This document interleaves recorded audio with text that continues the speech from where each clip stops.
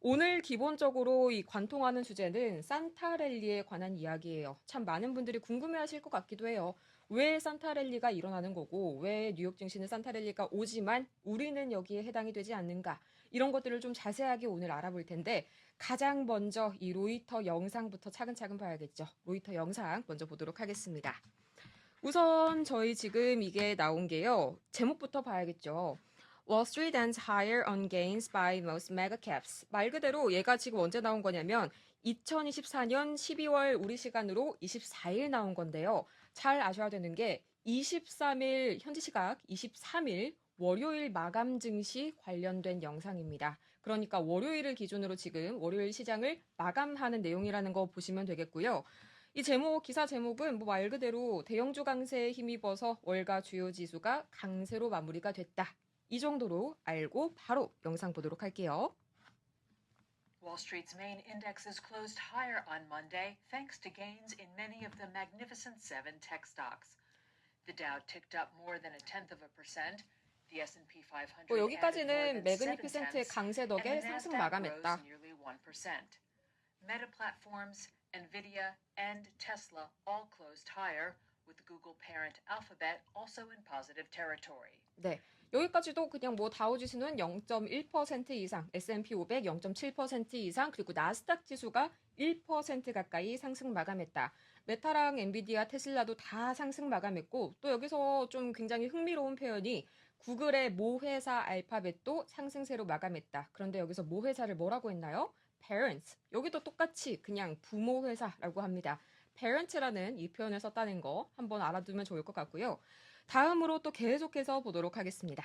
And that could all bode well for a so-called Santa Claus rally, says Mike Muscio, president of FBB Capital Partners. 네, 이 FBB Capital Partners의 마이크 무시오라는 대표님께서 이때 나와가지고 인터뷰를 하실 건데 이분이 지금부터 무슨 얘기를 할 거냐면 이런 흐름들이 앞으로 산타클로스 랠리, 산타 랠리의 긍정적인 신호가 될 수 있다라는 그런 내용의 이야기를 할 거예요.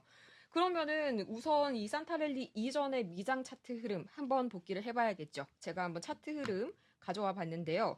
이게 지금 현재 이 나스닥 흐름입니다. 잘 보이실까요? 네, 이렇게 한번 확대를 해보면 볼 수가 있겠는데 여기를 조금 더 당겨 볼게요. 중요한 게 하반기부터니까요. 네, 이렇게 보시면은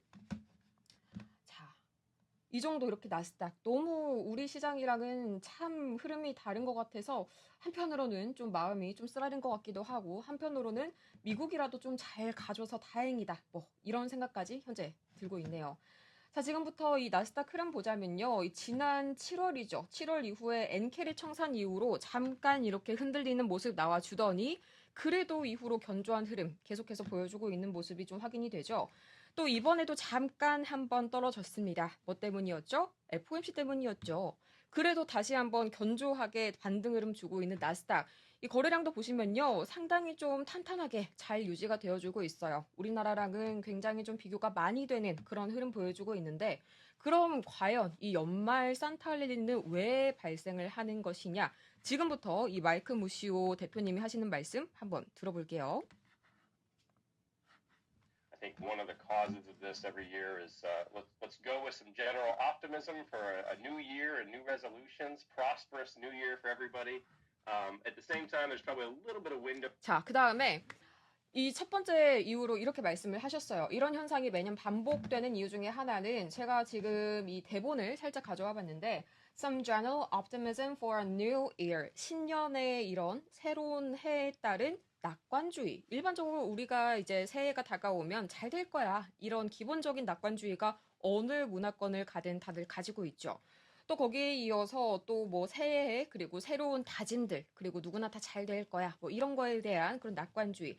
그 다음에 두 번째가요. 굉장히 중요한 단어가 하나 나오는데 한번 살짝 앞으로 당겨서 들어볼게요.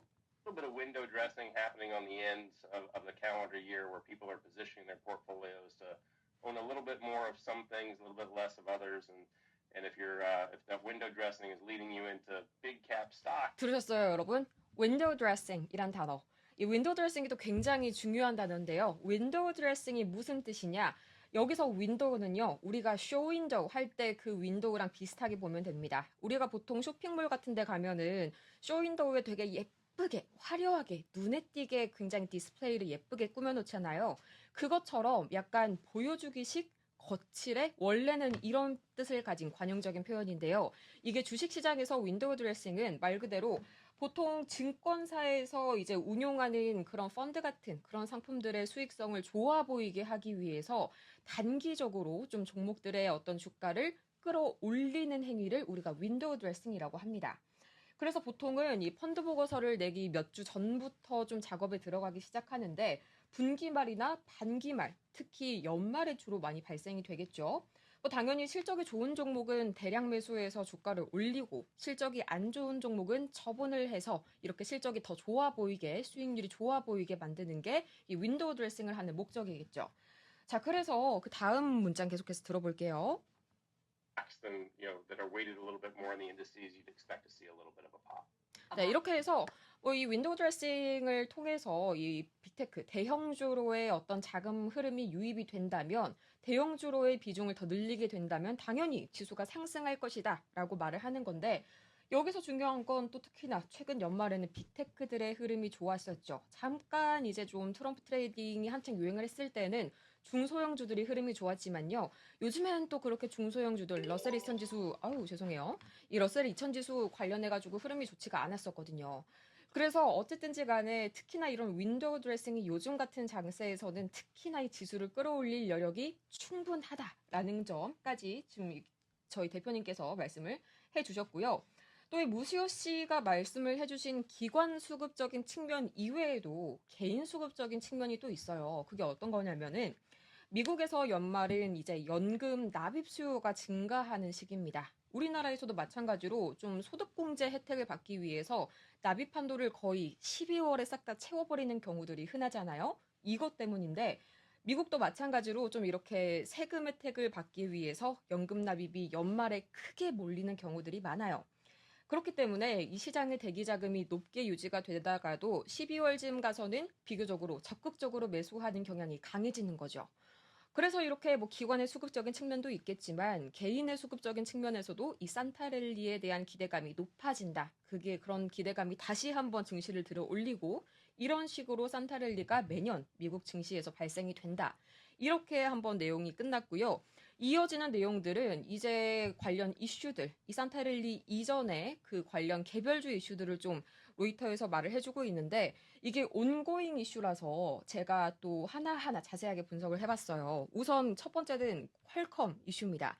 퀄컴이 이 암홀딩스랑 특허 관련해가지고 좀 소송, 특허라기보다는 이게 좀 지재권이죠. 지식재산권 관련 분쟁이 있었는데 어떤 내용인지 한번 자세하게 볼게요. Among other individual movers, shares of Qualcomm gained 3.5% after a jury found its central processors are properly licensed under an agreement with UK-based ARM Holdings. Shares of ARM, which has vowed to seek a fresh trial, fell. Walmart shares tumbled 2%.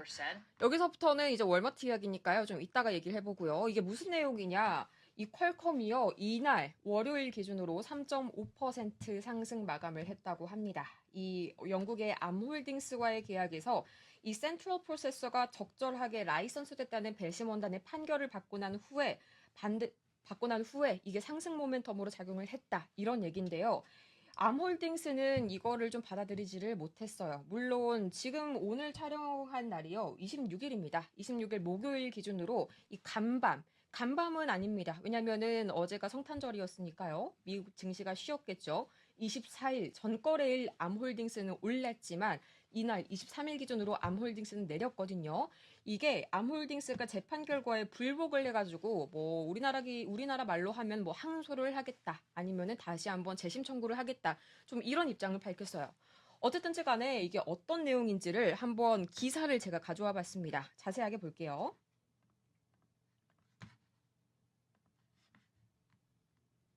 네, 보면은 Qualcomm wins legal battle against ARM over chip design license dispute. 이게 무슨 말이냐? 이 퀄컴이 칩 설계의 어떤 이런 디자인 라이선스 분쟁에서 ARM에게 승소를 거뒀다. 이런 내용인데 뭐 내용들이 참 많습니다. 여기서 좀 핵심만 보자면은 이 현지 시간 20일 델라웨어 법원이죠. 이 현지 시간 20일 델라웨어 법원이 이 두 기업 간의 지식재산권 침해 소송에서 퀄컴에 손을 들어줬다는 건데요.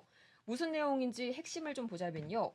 우선 이 퀄컴은 미국의 반도체 제조업체고요. 또 그다음에 암은 영국의 반도체 설계 기업이죠. 이번 소송 같은 경우에는 2021년으로 좀 거슬러 올라갑니다. 이때 퀄컴이요. 누비아라는 이 칩 설계 스타트업을 얼마를 주고 14억 달러를 주고 좀 인수를 하거든요. 근데 여기서 문제가 발생하는 게 이 당시에 이 누비아라는 스타트업이 맞춤형 CPU 코어를 개발을 하고 있었어요. 그런데 여기 CPU 코어를 개발을 하기 위해서 암과 라이선스 계약을 또 맺고 있었습니다. 그래서 암은 이렇게 주장을 하는 거죠. 이 퀄컴이 누비아를 인수한 후에 우리랑 새로운 라이선스 계약을 체결을 해야 한다. 왜냐? 누비아에게서 가져간 그 어떤 지재권 중에서 우리의 기술과 관련된 것이 있으니까 너희는 우리한테 추가적인 돈을 줘야 거기에 대한 부분을 인정을 받을 수 있다. 퀄컴은 당연히 못 준다. 우리는 그냥 누비아 인수하면서 그 14억 달러에 다 줬는데 우리가 왜 줘야 되냐. 이런 식으로 지금 논리가 펼쳐지고 있는 거죠. 그래서 어쨌든지 간에 2022년 8월 달에 이제 소송을 암이 제기를 한 겁니다. 여기에 또 퀄컴이 맞소송으로 대응을 한 거고요. 그래서 뭐 결과적으로 이번 법원에서는 퀄컴의 손을 들어줬고 또 암은 여기에 불복한다, 재심을 요청할 계획이다라는 게 기사 내용인데요. 중요한 게 퀄컴 하면 뭐가 생각나야 될까요? 그쵸? 삼성전자 이야기를 빼놓을 수가 없겠죠. 이 삼성전자가요, 또 최신 AI PC죠. 이 갤럭시북 4 엣지에서도 퀄컴 칩을 현재 쓰고 있고요. 또 내년 초에 출시 예정인 이 갤럭시 S25 시리즈에서도 마찬가지로 좀 퀄컴 칩을 탑재할 계획이라고 합니다.